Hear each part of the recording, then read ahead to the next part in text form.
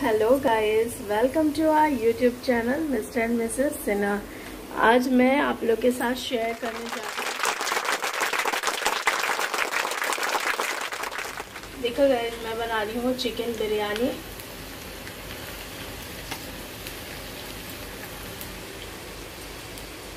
Chicken यहाँ marinate हो चुका है और ये प्याज को मैं पहले ऑनियन को मैं फ्राई कर ले रही हूँ।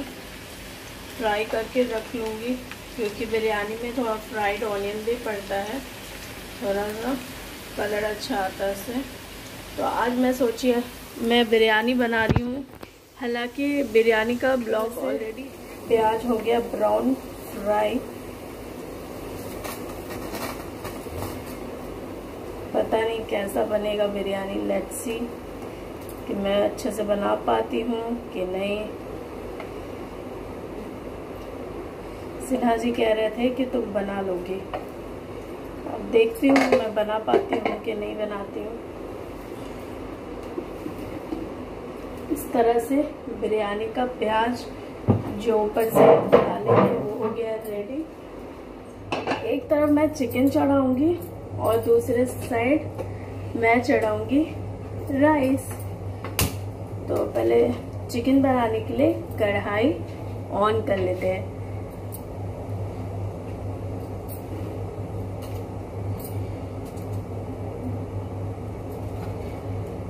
कढ़ाई ऑन करके मसाला जो चाहिए वो सारा मसाला ले लेंगे।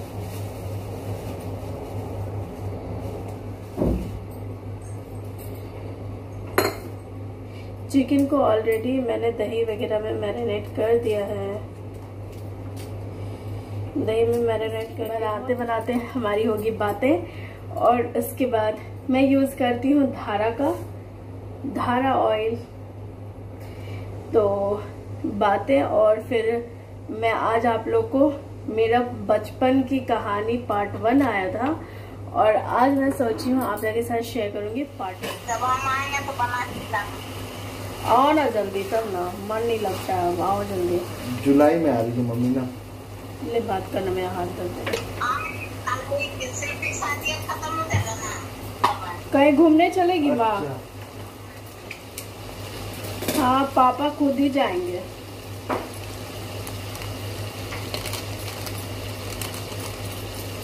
पूछ तो रहे थे एक बार अवनी से कि कहाँ जाने का प्लान है। तो गाइस, इस तरह से मेरी मम्मी का फोन आया था और मैं अपनी मम्मी से बात कर रही थी। और अभी मैं बना रही हूँ चिकन, जैसा आपको बता चुकी हूँ। और चिकन हो रहा है रेडी। वीडियो बचपन की कहानी का जिसमें मिस्टर मिसेस सिन्हा जी वापस आए, उसी में मैंने बचपन की कहानी भी ऐड की थी।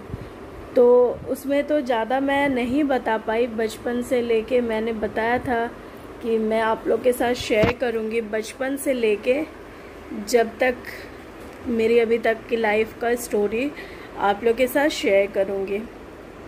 तो जहाँ तक मेरा अकेले बैचलर लाइफ तक का है वहाँ तक का मैं अकेले बनाऊँगी। उसके बाद जो मैं सिन्हा जी के साथ जितना 2 साल स्पेंड की हूँ वो ब्लॉग मैं उनके साथ बनाऊंगी कि हमारा लाइफ एक्सपीरियंस 2 साल में कैसा रहा और क्या क्या हमने किया, क्या कहाँ गए, क्या किए, सारा कुछ आप लोग के साथ शेयर करेंगे। जो जेन्युइन सी बातें हैं वो सारा कुछ आप लोग के साथ शेयर करेंगे। ओके, तो बचपन की कहानी में मैंने वहाँ तक बता दिया था कि मेरा घर बन चुका था। मेरा घर बन चुका था 2000 में और हम लोग वहाँ शिफ्ट हो गए थे। गृह प्रवेश हो गया था, घरवास भी बोलते हैं और गृह प्रवेश हमारी तरफ बोलते हैं, दोनों ही चीज़ बोलते हैं।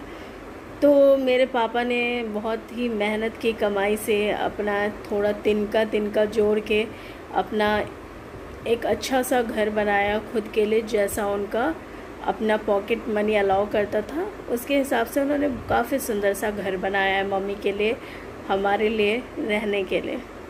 तो घर बन गया, लेकिन घर जो था हमारा वो काफ़ी उतना मतलब पूरा पूरा सुंदर तो काफ़ी था। अपना घर तो अपना ही होता है।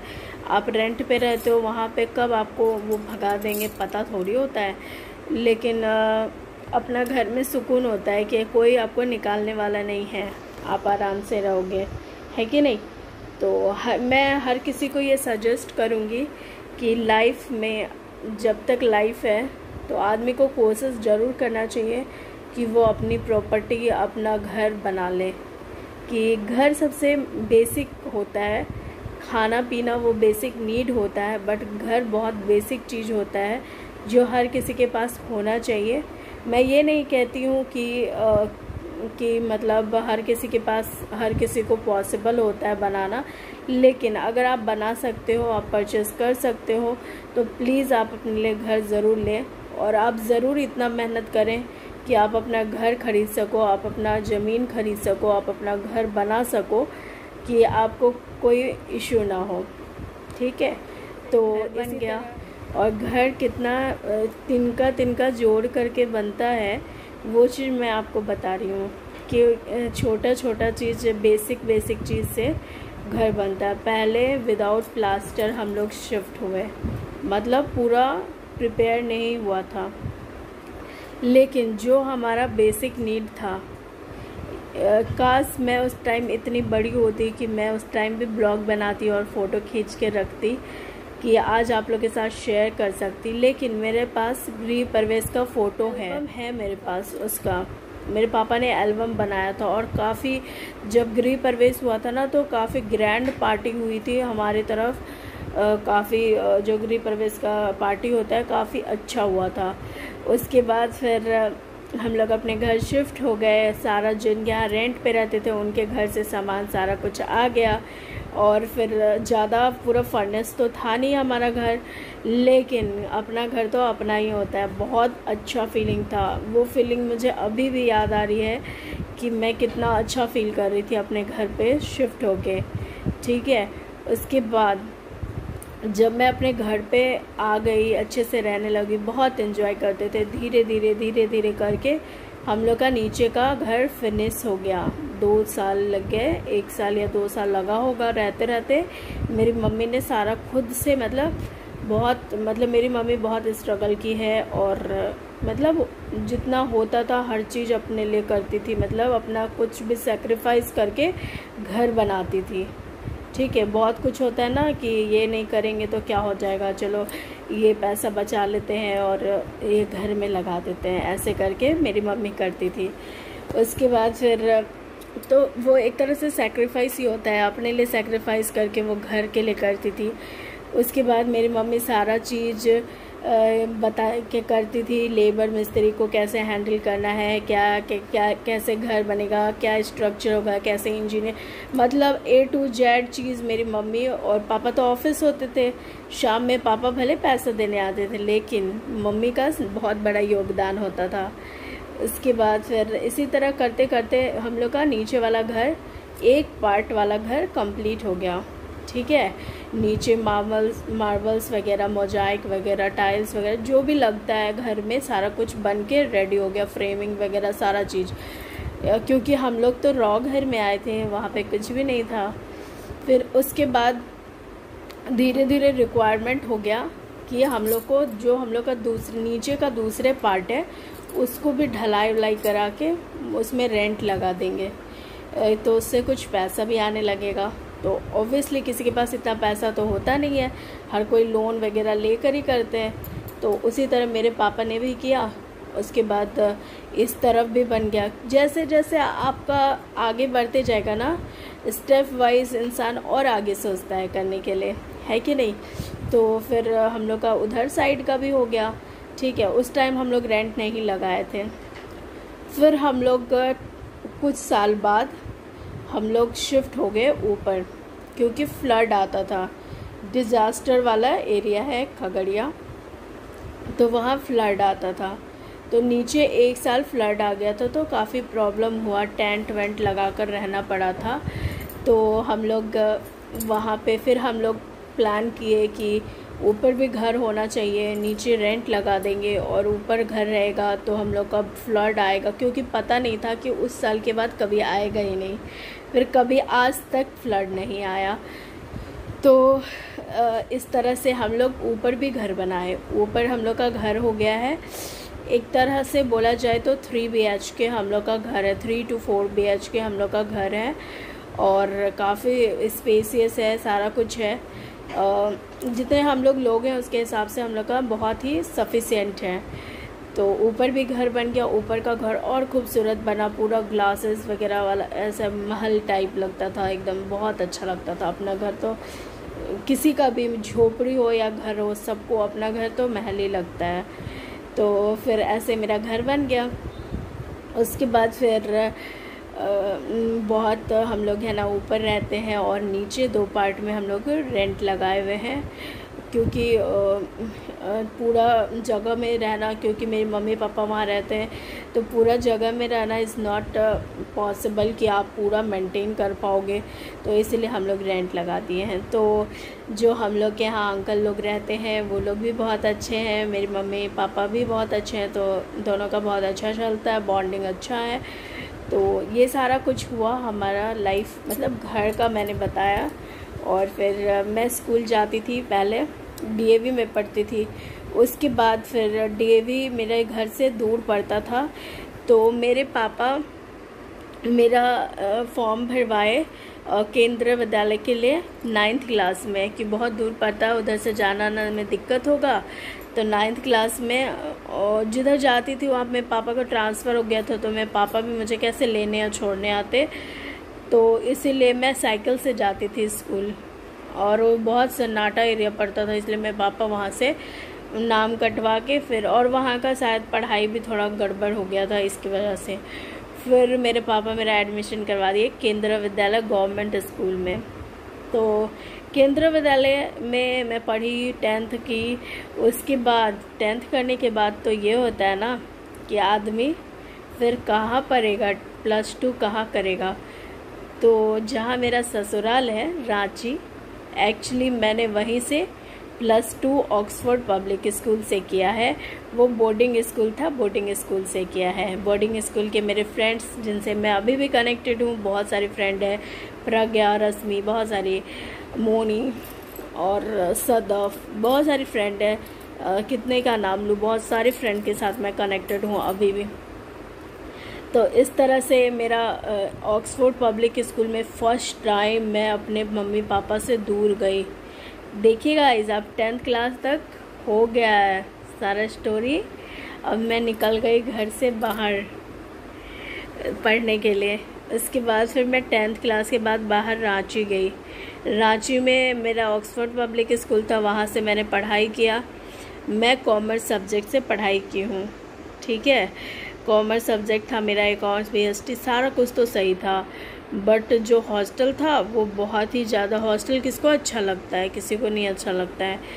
तो हॉस्टल में रहती थी, ऊपर से बोर्डिंग में हम लोग क्या है ना, येलो बॉक्स वाला पहले नहीं दिखाता था जिसमें कॉइन डालते हैं और फिर बात करते हैं। हफ्ते में 1 दिन अपने पेरेंट्स से बात कर सकते हो, और वो कॉइन अगर फंस गया, मैं वो बॉक्स यहाँ लगा दूँगी किस टाइप का फ़ोन होता था, और अगर वो बॉक्स में कॉइन फंस गया तो फिर आपका बात अपने पेरेंट्स से अगले हफ्ते ही होगा फिर, या फिर वार्डन से आपकी अच्छी बनती है तो आप वार्डन को बोलो।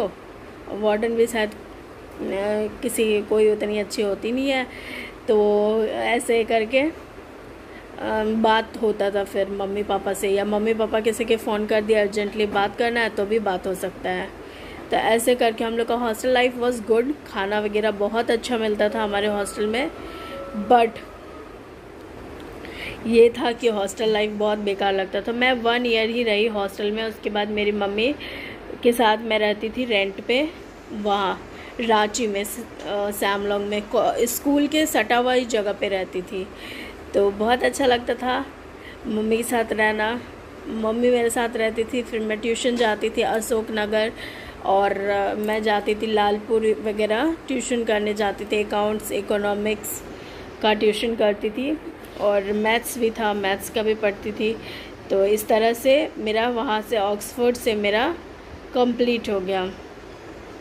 उसके बाद उसके बाद फिर हम लोग, अब देखो स्टडी पहले इतना ज़्यादा मैटर नहीं करता था स्टडी। आज की डेट में देखो, मैं 10th करी, 10th के बाद मेरे पापा ने सोचा कि मुझे कहाँ पढ़ाना चाहिए, ठीक है। उसके बाद मेरा एक अच्छे स्कूल से मेरा +2 हो गया, तो फिर मेरे पापा ने सोचा कि मुझे और कहाँ पढ़ाना चाहिए, ठीक है। फिर मैं लवली में पढ़ी, लवली प्रोफेशनल यूनिवर्सिटी पंजाब।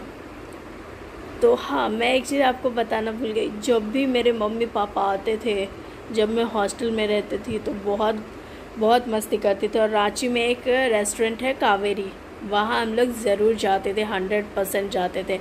और वहाँ का फेवरेट है मेरा और मेरे पापा का पनीर चिल्ली। वहाँ का पनीर चिल्ली थोड़ा डिफरेंट होता है, बहुत टेस्टी लगता है। तो इस तरह से मेरे मुंह में पानी आ गया याद करके। उसके बाद फिर इस तरह से मेरा लवली प्रोफेशनल यूनिवर्सिटी में फॉर BBA मेरा एडमिशन हो गया। उसके बाद मैं BBA करी वहाँ 3 इयर्स, 2012 से 15, ठीक है। 3 इयर्स मैंने वहाँ से BBA किया। उसके बाद जब मेरा वहाँ का लाइफ बहुत अच्छा था और वहाँ का सब कुछ अच्छा था। एक्चुअली मैं वहाँ भी हॉस्टल में रहती थी, बट ये था कि वहाँ भी लाइफ बहुत अच्छा था, क्योंकि जो लवली गए होंगे और जो नहीं गए होंगे, मैं नीचे लिंक डाल दूँगी, वहाँ जाकर आप लवली यूनिवर्सिटी को सर्च कर सकते हो। Lovely university is very famous, India का लार्जेस्ट यूनिवर्सिटी है, वहाँ पे आप जाकर कर सकते हो। तो वहाँ मैंने पढ़ाई किया BBA। उसके बाद फिर मैं नोएडा आ गई, नोएडा से मैंने MBA किया। उसके बाद फिर मतलब मैं हॉस्टल लाइफ वाज गुड, सारा हॉस्टल लाइफ था। यहाँ पे मैं 1 BHK फ्लैट लेके रहती थी नोएडा में। मेरी मम्मी आती जाती रहती थी, क्योंकि इफ़ यू आर स्टडिंग समवेयर्स और तुम्हारे पापा कहीं गवर्नमेंट जॉब कर रहे हैं, आपके पापा, तो पेरेंट्स का कंटिन्यू रहना इज़ नॉट पॉसिबल। तो मेरी मम्मी आती थी बीच बीच में मेरे पास, बट मैं अकेले ही रहती थी, कॉलेज जाती आती थी। उसके बाद फिर कुछ टाइम मेरा MBA हो गया 2 साल बाद कंप्लीट, ठीक है। उसके बाद फिर कुछ दिन बाद फिर मेरा जॉब लग गया। जैसे मेरा MBA कंप्लीट हुआ, उसके 1 महीने बाद ही मेरा जॉब लग गया था इंडसइंड बैंक में। उसके बाद फिर मैंने मूव ऑन किया आफ्टर 1.5 ईयर एक्सिस बैंक, वहाँ भी मैं जॉब की हूँ। लास्ट ईयर मैंने लेफ़्ट कर दिया ड्यू टू कोरोना। तो ऐसे करके तो मेरी इसी बीच में काफ़ी कुछ हुआ जो मैं आप लोग के साथ शेयर करना चाहूँगी। ये तो मैंने बेसिक आपको बता दिया। इससे पहले मैं बहुत ज़्यादा, मुझे नोएडा काफ़ी पसंद था, क्योंकि मैं वहाँ पे कंटिन्यू 7 ईयर रह चुकी हूँ। आफ्टर मैरिज सारा कुछ मिला के 7 ईयर हो चुका है, 7 ईयर मैं रह चुकी हूँ। और नोएडा में काफ़ी मेमोरीज है, सारा कुछ है, तो अच्छा लगता है मैं नोएडा। और मेरी मम्मी मेरे साथ होती थी तो हम लोग काफ़ी इन्जॉय करते थे, मॉल जाते थे। फिर मेरी मम्मी के साथ मैं जिम भी जाती थी 4 मंथ। मैं जब मेरा जॉब नहीं लगा तो मैं घर पे अकेली थी, तो मेरी मम्मी बोली कि तुम जिम ज्वाइन कर लो, तो मैंने जिम ज्वाइन किया था और मैं 2 टाइम जिम करती थी। बहुत अच्छा था वो लाइफ, काफ़ी अच्छा था। बैचलर लाइफ तो अच्छा होता ही है, साथ में सारा लाइफ अच्छा होता है, हर एक पार्ट लाइफ का अच्छा होता है, बट बैचलर लाइफ अलग सा ही पार्ट होता है लाइफ का, हर किसी का अच्छा होता है। तो इस तरह से मैं जिम जाया करती थी, 2 बार जाती थी मैं। काफ़ी वेट भी लूज़ हुआ था। यही है कि जिम करो, फिर उसके बाद फिर रूटीन अगर आपका सही नहीं रहता, फिर कंटिन्यू नहीं करो लाइफ में जिम, तो फिर आपका बॉडी फिगर वैसे ही हो जाता है। तो ये सारा चीज़ था। उसके बाद फिर हम लोग इतना एंजॉय करते थे कि जब भी वीकेंड वाले दिन या फिर कभी भी जिस दिन मैं फ्री रहती थी, तो फिर जब मेरा जॉब लग गया, फिर मेरी मम्मी अकेले थी, बोर हो जाती थी। उसके बाद जॉब लगने के कुछ दिन बाद ही मेरा हो गया शादी फिक्स सिन्हा जी के साथ, और एंगेजमेंट हो गया मेरा 2018 में। कब हुआ था? 16 नवंबर को हुआ था एंगेजमेंट। उसके बाद 16 नवंबर, एक्चुअली 15 को होने वाला था, एक दिन एक्सटेंड हो गया था, 14 को होने वाला था शायद, और एक दिन एक्सटेंड हो गया था क्योंकि छठ पूजा के तुरंत बाद ही एंगेजमेंट था, ठीक है। तो सब कुछ मिलना मुश्किल था, व्हीकल वगैरह तुरंत आप कहीं जो, क्योंकि मेरी इंगेजमेंट जो हुई थी वो हुई थी रांची से और शादी हुई थी बिहार से, झारखंड बिहार झारखंड से, दोनों चीज़ मिक्स करके हुआ। तो उसके बाद फिर वहाँ से फिर मेरा जॉब था तो मैं वापस वहीं से आ गई थी। तो जो ये अगला पार्ट होगा जो हमारी शादी का कहानी है, शादी एंगेजमेंट से लेके शादी का जो कहानी है वो हम लोग लेकर आएंगे नेक्स्ट कभी भी आने वाले ब्लॉग में। ये कमिटमेंट नहीं कर रही हूँ कि नेक्स्ट ब्लॉग में, तो क्योंकि सिन्हा जी भी फ्री होने चाहिए ना ब्लॉग लाने के लिए, तो उनका ऑफिस का काम बढ़ गया है तो इसीलिए अभी, तो फिर नेक्स्ट ब्लॉग में आएगा कभी भी। तो इसी तरह मेरा बचपन का कहानी बहुत अच्छा था और हर किसी के पेरेंट्स करते हैं, बट हाँ उसी तरह मेरे पेरेंट्स ने भी मेरे लिए बहुत कुछ किया है, पढ़ाई लिखाई सारा कुछ, बहुत ही एक मतलब होता है ना इन्वेस्टमेंट।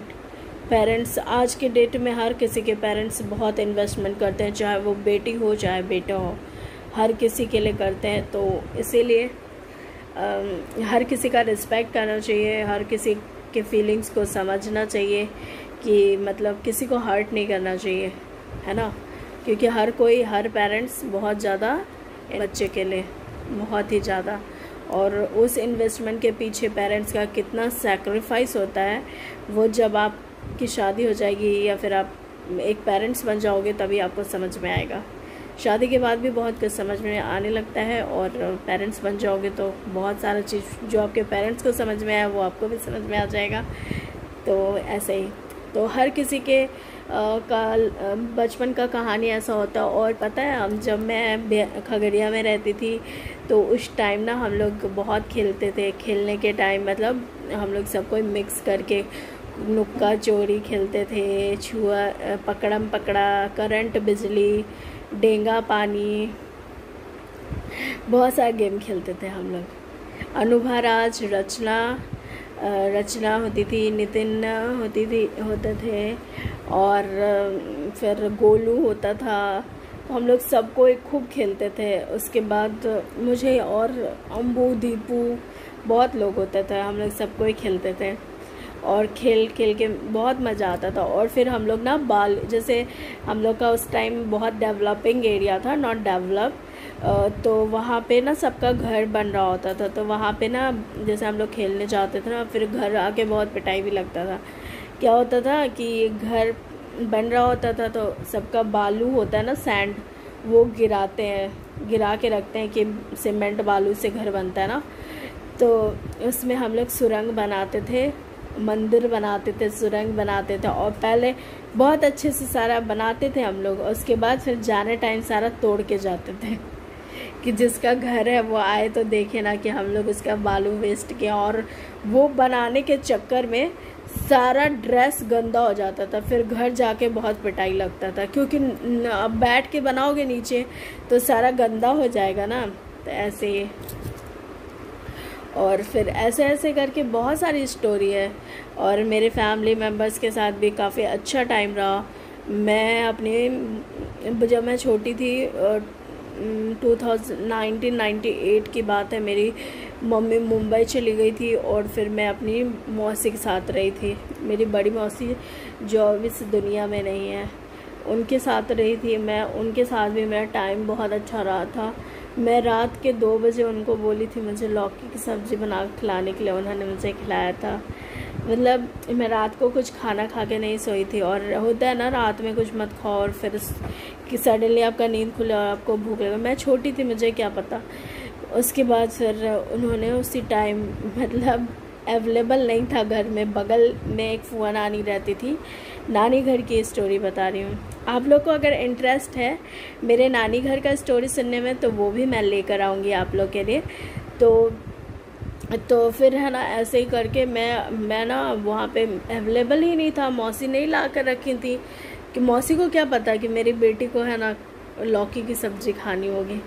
तो फिर है ना बगल में नानी रहती थी, फुआ नानी, उनका पेड़ था। तो रात में फ़ोन तो उस टाइम इतना होता नहीं था, क्योंकि उस टाइम वो वाला फ़ोन होता था, रिसीवर वाला। तो वो है ना, उनको बोली फ़ोन करके कि आपके घर में है, तोड़ के दीजिए। तो रात में तोड़ के फिर बना था मेरे लिए।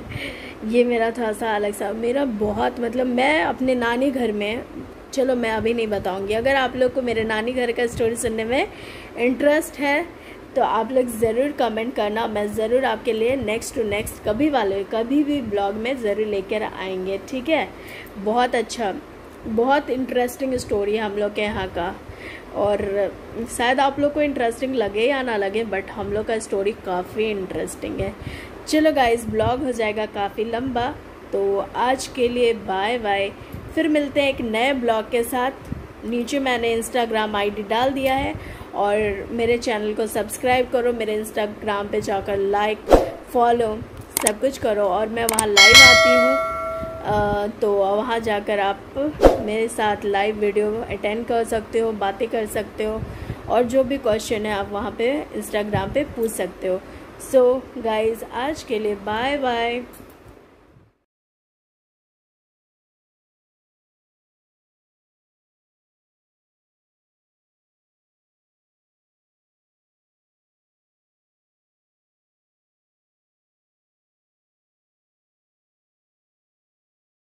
तो गाइज़, ये है मेरा गृह प्रवेश का फ़ोटो, और